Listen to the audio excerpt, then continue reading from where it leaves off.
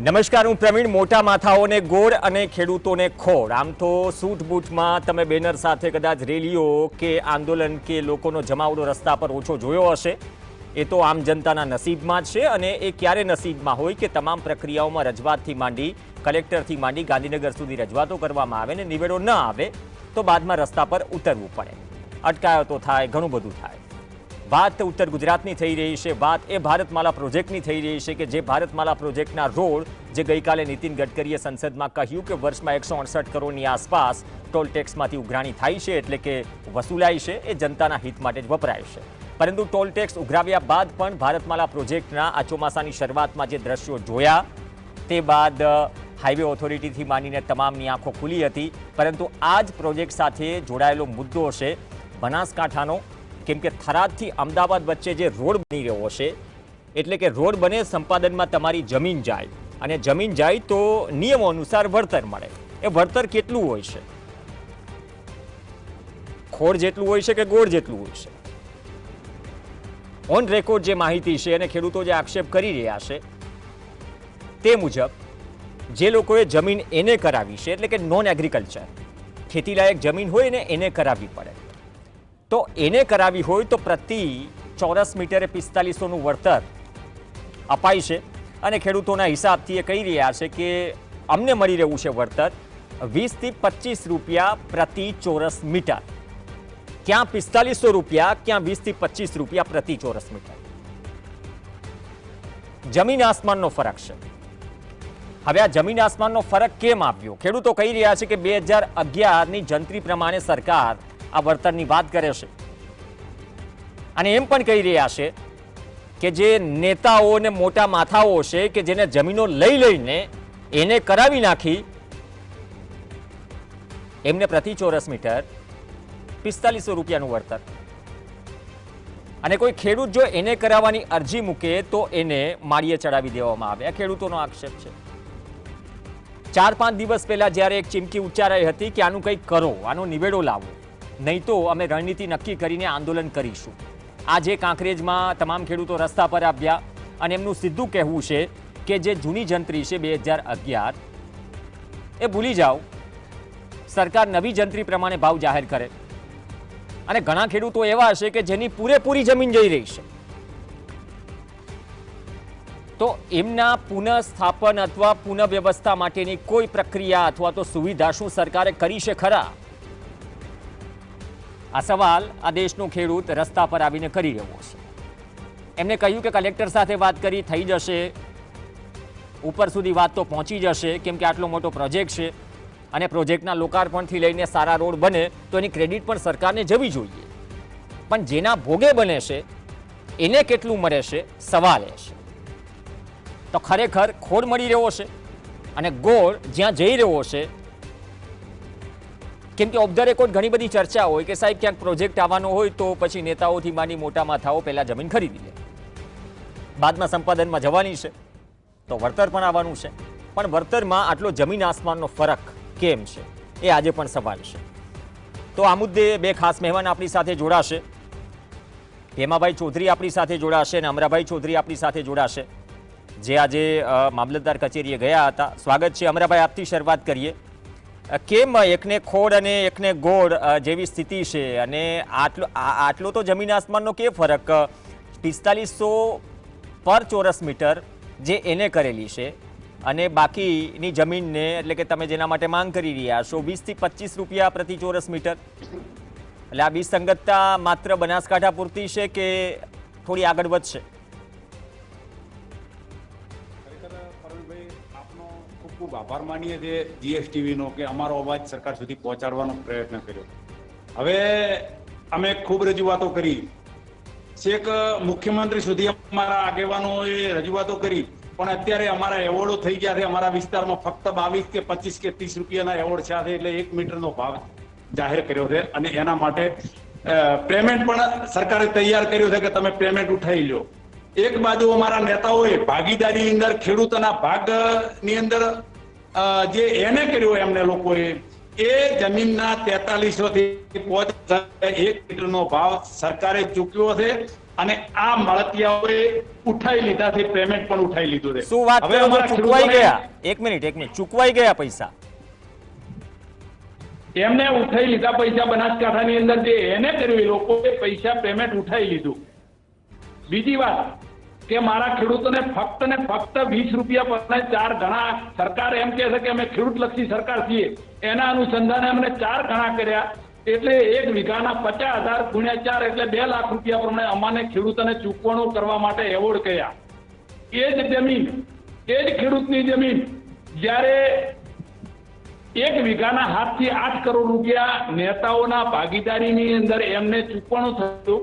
હવે ખરેખર આ સરકાર ખેડૂતલક્ષી છે કે ખેડૂત વિરોધી છે, ખરેખર ખેડૂતોને આવીને પૂછો ત્યારે ખબર પડે કે શું પરિસ્થિતિ છે. આના અનુસંધાને અમે થોડા સમય પહેલા કલેક્ટર સાહેબશ્રીને પાલનપુર પણ મળ્યા હતા કે અમારે આ એવોર્ડ રદ કરો તાત્કાલિક. જૂની જંત્રી એટલે કે 2011ની જંત્રી પણ અમને ચૂકવણો કરે છે. અને આ નેતાઓએ એમની મળતિયા દ્વારા અધિકારીઓની ભાગીદારીમાં એવું સ્પષ્ટ દેખાય છે. એમનો 2011માં આ લોકોએ એને કર્યું, ફાઇલો બનાવી અને અમારા ખેડૂતોએ જે ફાઇલો હતી રદ કરી. અને આ ફાઇલો કેવી કરી તમે વિચાર તો કરો કે જે રોડ નીકળવાનો છે એ જ જગ્યા એટલા સ્થળમાં જ આ લોકોએ એને કરેલો. અને એવા ભાગીદારીમાં નેતાઓ છે એવો પણ સ્પષ્ટ દેખાઈ રહ્યું છે. એટલે આની તપાસ થાય અને તાત્કાલિક આ એવોર્ડ રદ થાય એવું અમે માગણી કરીએ છીએ. અને જેવી રીતે એનાની જમીનના પેમેન્ટ ચૂકવ્યું હોય એ રીતે મને ખેડૂતોને પણ ચૂકવે એવી અમારી માગણી છે.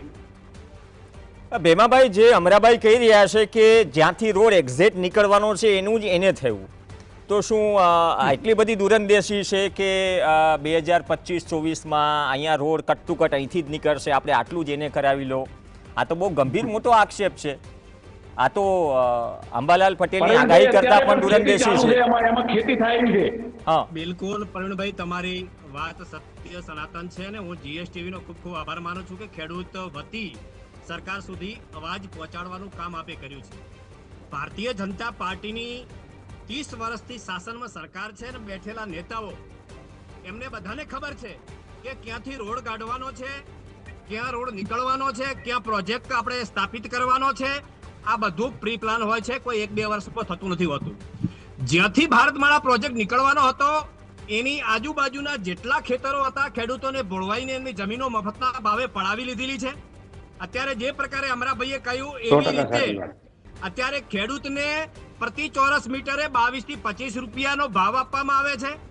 જે આ ભ્રષ્ટાચારી નેતાઓએ જમીન ખેડૂતોની પડાવીને જે એને કરેલી જગ્યાઓ છે એને પ્રતિ મીટરે 4500 થી મોડીને 5000 સુધીનો ભાવ ચૂકવવામાં આવ્યો છે.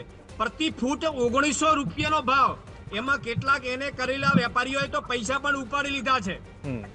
આ એક સમજુ કાવતરું કહી શકાય, ષડયંત્ર કહેવાય.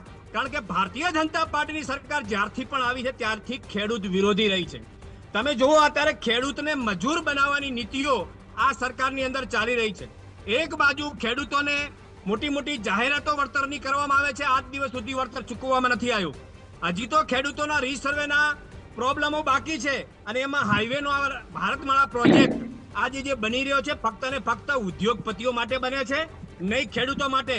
ખેડૂતોને આવા કોઈ ભારતમાળા પ્રોજેક્ટની જરૂર નથી.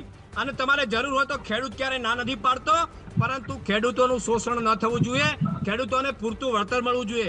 પ્રવીણભાઈ, આમાં જે નાના ખેડૂતો જે છે એમને તો આખી જમીન જઈ રહી છે. એના માટેની પણ સરકારમાં કોઈ વ્યવસ્થા નથી. ખરેખર તો એમના માટે પહેલી વ્યવસ્થા થવી જોઈએ. એમને પુનઃસ્થાપિત ક્યાં કરવામાં આવશે, એમને કેવી રીતે આપવામાં આવશે. ખેડૂતોને પહેલું તો વળતર ચૂકવવું જોઈએ, પણ અત્યારે છેતરવામાં આવી રહ્યા છે. હળાહળ અન્યાય થઈ રહ્યો છે. કારણ 2011ની જે જૂની જંત્રી છે ને એ પ્રમાણેનું વળતર, ચાહે ભારતમાળા પ્રોજેક્ટ હોય કે જેટકો કંપનીઓના મનમાની ચલાવીને મોટા મોટા ટાવરો ઉભું કરી રહ્યા હોય, ખેડૂતને છેતરવામાં આવી રહ્યો છે, ખેડૂતનું શોષણ થઈ રહ્યું છે. ભીમાભાઈ,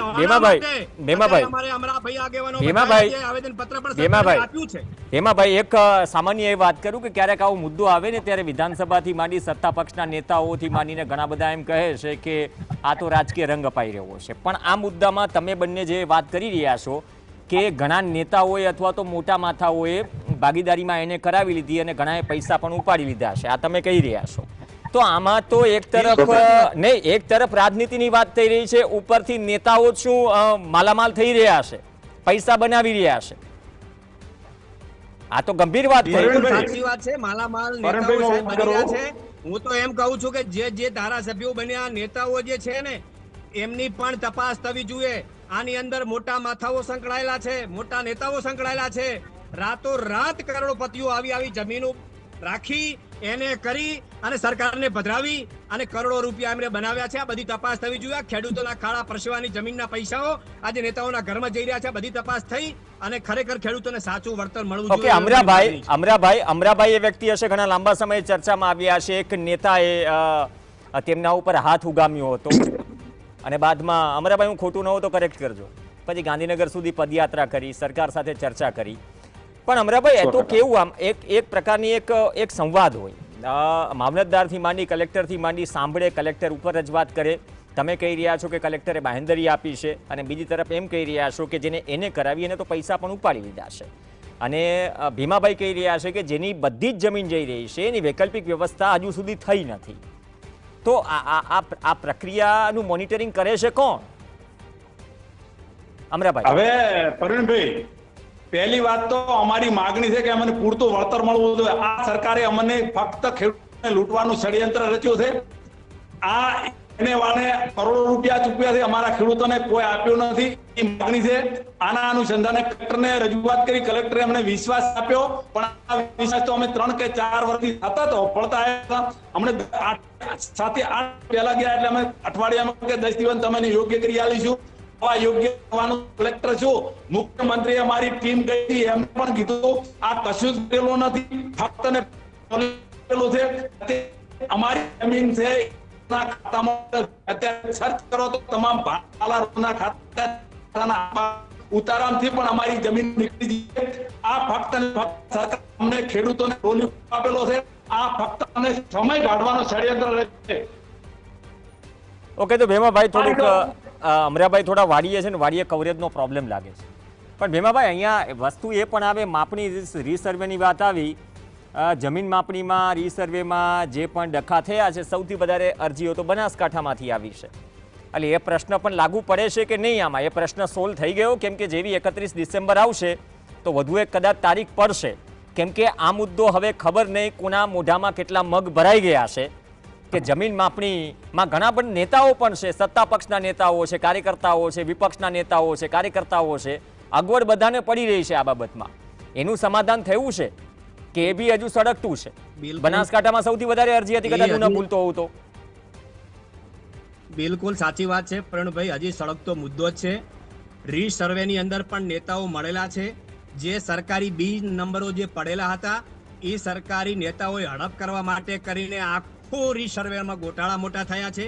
આજે કોઈ પણ તમારે રીસર્વેનો એનો સુધારો કરવો હોય તો ચારે બાજુનું માપ કમ્પ્લીટ કરવું પડે, ત્યારે સુધારો થઈ શકે. એક ફાઇલ ન થઈ શકે. 5 લાખથી વધારે અરજીઓ પેન્ડિંગ હતી, એમાં 1 લાખનો થોડો ઘણો એમાં નિકાલ થયો છે. હજી 4 લાખથી વધારે પણ અરજીઓ પેન્ડિંગ પડી છે. એમાંથી દફતરે કેટલી થઈ? એક મિનિટ, એમાંથી દફતરે કેટલી થઈ? આ દફતરેનો અર્થ શું થાય? એક લાખ થઈ, 4 લાખ હજી પેન્ડિંગ પડી છે. અચ્છા, તો એની અને અધિકારીઓ પાસે ખેડૂત ધક્કા ખાય છે. પ્રવીણભાઈ, ખુલ્લેઆમ અધિકારીઓ પૈસા માંગે છે, 50,000 રૂપિયા. વિચારો તમે કેટલા હદે ભ્રષ્ટાચાર છે. ખુલ્લેઆમ મામલતદાર જે કક્ષાના માણસો પૈસા માંગે છે, ખેડૂતો પાસે ધર્મ ધક્કા ખાય છે.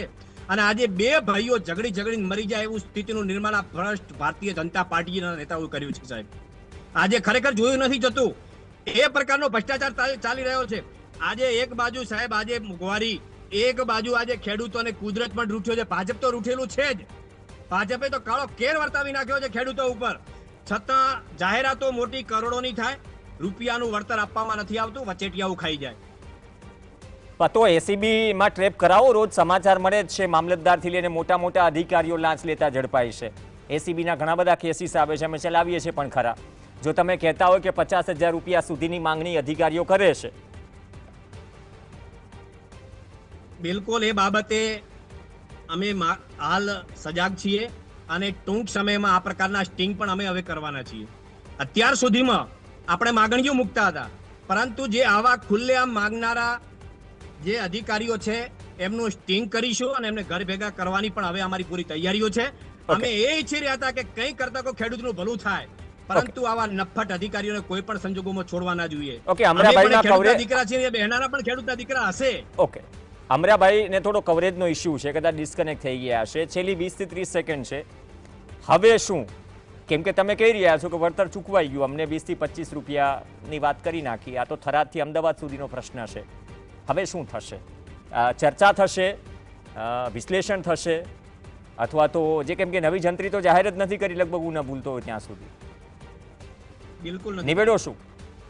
સરકાર સાથે ચર્ચા થશે? હવે એક જ આનો જો આ માંગ સ્વીકારવામાં નહીં આવે તો પ્રવીણભાઈ, ગુજરાત લેવલે મોટામાં મોટું આ આંદોલન હશે.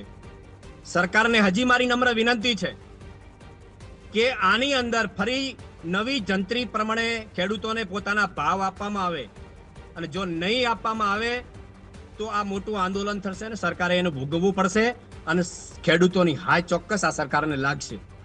ઓકે, ધન્યવાદ ભીમાભાઈ ચૌધરી અને સાથે જ અમરાભાઈ ચૌધરી ચર્ચામાં જોડાયા. તો અહીંયા સવાલ એ છે કે થરાદથી અમદાવાદની વાત થઈ રહી છે અને વળતરમાં જો એક તરફ 4505,000ની વાત હોય જે એને થયેલી છે, અને જો બંને ખેડૂત આગેવાન એમ કહી રહ્યા હોય કે જે લોકોએ એને કરાવી છે 2011માં, તો બહુ મોટી દૂરંદેશી થઈ કે 2024-25માં શું રોડ બનવાનો છે 2011માં ખબર હતી. અને ત્રીજી વાત એ રહી કે એને એટલા જ પટ્ટામાં કરાવાય છે કે જ્યાંથી એક્ઝેક્ટ આ રોડ કે આ પ્રોજેક્ટ નીકળવાનો છે, પણ અંતર ઘણું છે. ક્યાં 20 થી 25 રૂપિયા, ક્યાંથી 4500 થી 5000 રૂપિયા. તો આ અંતર છે. અંતરમાં જો કલેક્ટરથી માની, મામલતદારથી માની એમ કહે કે નિવેડો આવી જશે, સાહેબ અંતર જ એટલું છે, નિવેડો ક્યાંથી આવશે? નવી જંત્રીની જાહેરાત થશે તો ચૂકવાશે ને, બાકી તો પેલા પરિપત્ર જેવું થશે. સંસદમાં જાહેર થઈ ગઈ વાત, પરંતુ 5 લાખનું ધિરાણ મળે એવો પરિપત્ર રાષ્ટ્રીય બેન્કોને મળ્યો નથી, અને જિલ્લા સહકારી બેન્કોએ 5 લાખ આપી દીધા, પછી 2 લાખ પરત કરવા માટે પરિપત્ર કરવો પડે, નહીં તો 12% વ્યાજ લાગશે. તો આ બધી જ પ્રક્રિયાઓમાં સવાલ શું સંવાદનો છે, અને સંવાદ જો ખરેખર પ્રોપર થઈ જ રહ્યો હોય તો પછી આ આક્ષેપો ગંભીર છે. અપેક્ષા રાખીએ કે આમાં ઘટતું થાય સરકારી ભાષામાં.